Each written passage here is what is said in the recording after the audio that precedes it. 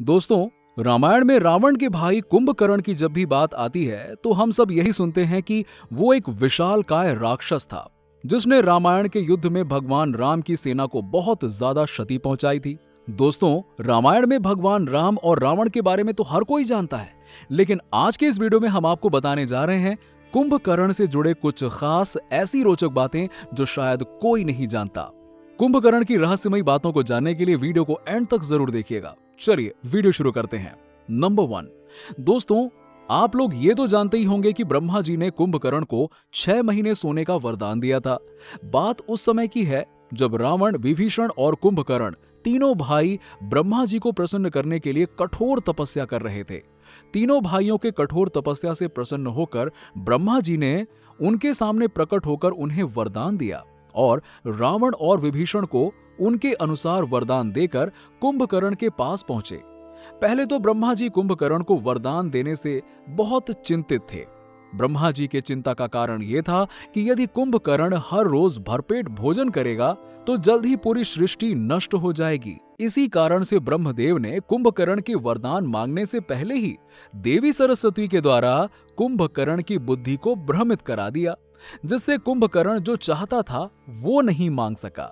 मां सरस्वती आकर कुंभकर्ण की जीभ पर बैठ गईं और मति भ्रम के कारण कुंभकर्ण ने 6 महीने तक सोने का वरदान मांग लिया। नंबर 2, दोस्तों, क्या आपको पता है कि कुंभकर्ण रावण से भी ज्यादा बलवान था? जी हाँ, कुंभकर्ण को कोई भी नहीं हरा सकता था, लेकिन सिर्फ और सिर्फ कुंभकर्ण की मृत्यु भगवान राम के द्वारा ही हो सकती थी। रामचरितमानस में श्लोक में भी इस बात की व्याख्या की गई है। लंकापति रावण का भाई कुंभकर्ण अत्यंत बलवान था। इससे टक्कर लेने वाला कोई भी योद्धा पूरे जगत में नहीं था। ब्रह्मा जी के वरदान के कारण वो मदिरा पीकर 6 महीने तक सोता रहता था। नंबर 3, दोस्तों, क्या आपको पता है कि एक समय ऐसा भी था जब कुंभकर्ण अपने भाई रावण से लड़ पड़ा था? जी हाँ, बात उस समय की है जब लंकापति रावण द्वारा माता सीता के हरण के बाद प्रभु श्री राम अपनी वानर सेना सहित लंका पहुंच गए थे।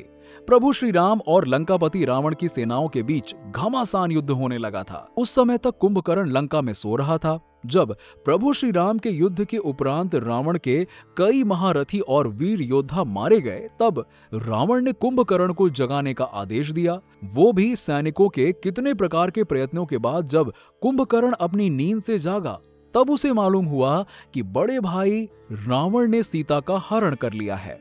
जब उसे ये बात पता चली तब कुंभकर्ण बहुत दुखी हुआ। कुंभकर्ण दुखी होकर रावण से बोला, मूर्ख, तूने जगत जननी सीता का हरण किया है और अब तू अपना कल्याण चाहता है। इसके बाद कुंभकर्ण ने अपने बड़े भाई को कई बार मनाने की कोशिश करी, लेकिन रावण नहीं माना। नंबर 4, दोस्तों, क्या आपको पता है कि कुंभकर्ण युद्ध के लिए तैयार नहीं था, लेकिन रावण का मन रखने के लिए वो युद्ध में गया और जब कुंभकर्ण के समझाने पर रावण प्रभु श्री राम से युद्ध नहीं करने की बात को नहीं माना, तो कुंभकर्ण अपने बड़े भाई रावण का मान रखने के लिए युद्ध करने के लिए तैयार हो गया। यूं तो कुंभकर्ण और हनुमान जी के बीच में युद्ध हुआ था, लेकिन कुंभकर्ण सिर्फ और सिर्फ प्रभु श्री राम द्वारा ही मुक्ति पाने का भाव मन में रखकर श्री राम के समक्ष उनसे युद्ध करने गया। नंबर 5, दोस्तों, बहुत कम लोग जानते हैं कि कुंभकर्ण एक महान वैज्ञानिक था। जी हाँ, जिसके लिए उसने एक गोपनीय स्थान बना रखा था और वहीं पर जाकर अपना शोध किया करता था। मान्यताओं के अनुसार ये गोपनीय स्थान किष्किंधा के दक्षिण में किसी गुफा में था, जहां पर उसने आश्चर्यजनक रूप से एक भारी भरकम प्रयोगशाला स्थापित की थी। वो अधिकांश वक्त इसी स्थान पर अपने सहयोगियों के साथ गंभीर और उन्नत किस्म का प्रयोग करता रहता था। इससे हटकर कुछ शोधकर्ता ये दावा करते हैं कि कुंभकर्ण के वैज्ञानिक प्रयोगशाला लैटिन अमेरिकी प्रदेश में थी, जहां जाने और लौटने के लिए वो स्वयं के बनाए गए अत्याधुनिक विमानों का इस्तेमाल किया करता था। शोधकर्ताओं ने यह भी दावा किया है कि रावण ने स्वचलित हथियार और दिव्य शस्त्र सहित कई विमान भी कुंभकर्ण की सहायता से ही हासिल किए थे।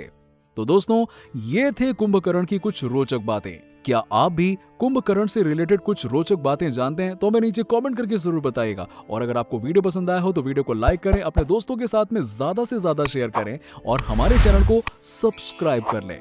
आपसे नेक्स्ट वीडियो में मिलते हैं, तब तक के लिए नमस्कार।